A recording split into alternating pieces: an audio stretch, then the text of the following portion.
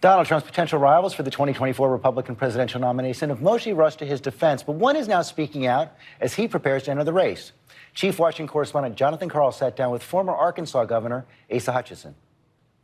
When I spoke to you earlier this year, you said you were thinking about running for president. Have you made a decision? Are you running?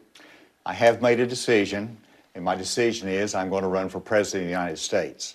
While the formal announcement will be later in April in Bentonville, I wanted to make clear that to you, Jonathan, I am going to be running. And the reason, as I've traveled the country for 6 months, I hear people talk about the leadership of our country, and I'm convinced that people want leaders that appeal to the best of America and not simply appeal to our worst instincts. And that inspires me when I see everyday Americans just saying, give us good leadership, give us common sense, consistent conservatism, and optimism about our great country. And that inspires me, and I believe I can be that kind of leader for the people of America. Now, you've got a lot of experience. You've been a prosecutor, you've been a member of Congress, you've been a governor, you've been the director of the DEA. But most people outside Arkansas don't know who you are. How do you break through? Well, a lot of hard work and good messaging, but I've spent some time in Iowa, and I love the response that I get there. And so it's still about retail politics in many of these states. And also, this is one of the most unpredictable political environments that I've seen in my lifetime.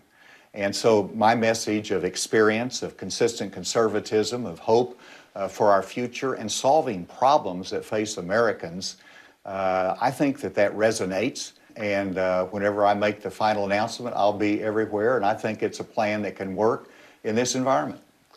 And how does the indictment of Donald Trump by the Manhattan DA change this race? Well, that adds to the unpredictability of it. And I think it's a sad day for America that we have a former president that's indicted. And so it's a great distraction. But at the same time, we can't set aside what our Constitution requires, which is electing a new leader for our country, just because we have this side controversy and criminal charges that are pending. And the American people are going to have to separate what the ideas are for our future. Going to talk about border security and the economy. We have to talk about those. We have to talk about the leadership of America in the world whenever you have Russia and China taking advantage of any weakness that America shows. So we can't be sidetracked for a year and a half.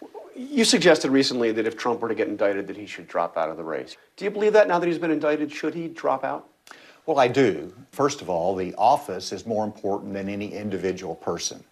And so for the sake of the office of the presidency, I do think that's too much of a sideshow and distraction, and he needs to be able to concentrate on his due process, and there is a presumption of innocence. But the second reason is, throughout my 8 years as governor and as a political leader, I've always said that people don't have to step aside from public office if they're under investigation. But if it reaches the point of criminal charges that have to be answered, the office is always more important than a person. And he should step aside and no longer run. Well, he should, but at the same time, we know he's not. And there's not any constitutional requirement. And so he's going to pursue, and I understand that, but I stated my principles and belief and how I think it should be handled. But he's going to pursue on, and so he's going to be a candidate. And I think ultimately the voters are going to have to decide this. Do you trust this process in New York? Do you think he can get a fair trial, a fair hearing in New York? Well, the important thing is that the grand jury found probable cause. And that's the standard for any criminal charges in our society. And then the presumption of innocence follows you. And then there's a trial and the determination of guilt or innocence. That's the American system. We don't want to erode confidence in our entire criminal justice system simply because we don't like the beginning parts of the case. What about the fundamentals of the case? Put aside the legal issues here. The idea of hush money for a porn star to conceal an alleged affair.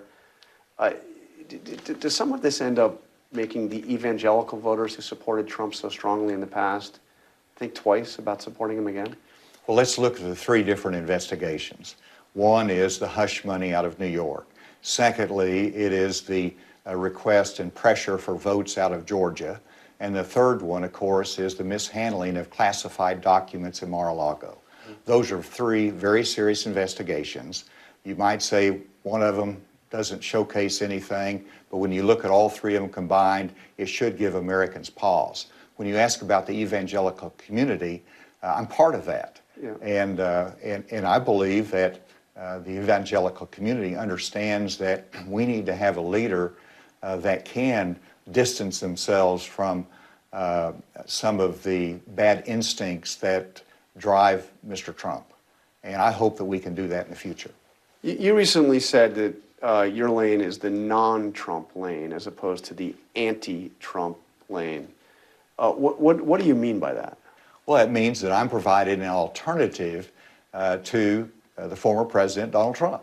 Now, when I say non-Trump, I want to be able to speak to the Trump voters. I want to be able to speak to all of the party and say, this is the leadership that I want to provide. And I think that we need to have border security. I think we need to have a strong America.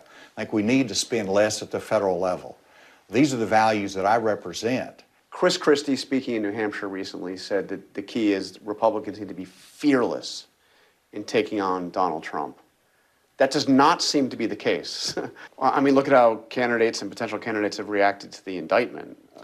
I mean, they've rallied to Trump's defense effectively. I know there's going to be some that say I should be tougher on the prosecutor. I should be tougher on the unfairness of this. I've expressed my view that I wouldn't bring those charges if I was a prosecutor. But let's let the system work. And what I don't want to do as a leader is to undermine everything that is good about America, which is our criminal justice system. That's what sets us apart. I mean, there are a lot of Republicans attacking that judicial system and that legal system right now. And I'm different. If Donald Trump manages to win the nomination again, becomes the Republican candidate for president, will you support him? I'm running because I believe that I am the right time for America, the right candidate for our country and its future. And I shouldn't hinge upon anything else. But you couldn't see yourself supporting Trump again? I don't believe he should be the next leader of our country. Hi, everyone. George Stephanopoulos here. Thanks for checking out the ABC News YouTube channel. If you'd like to get more videos, show highlights, and watch live event coverage, click on the right over here to subscribe to our channel. And don't forget to download the ABC News app for breaking news alerts. Thanks for watching.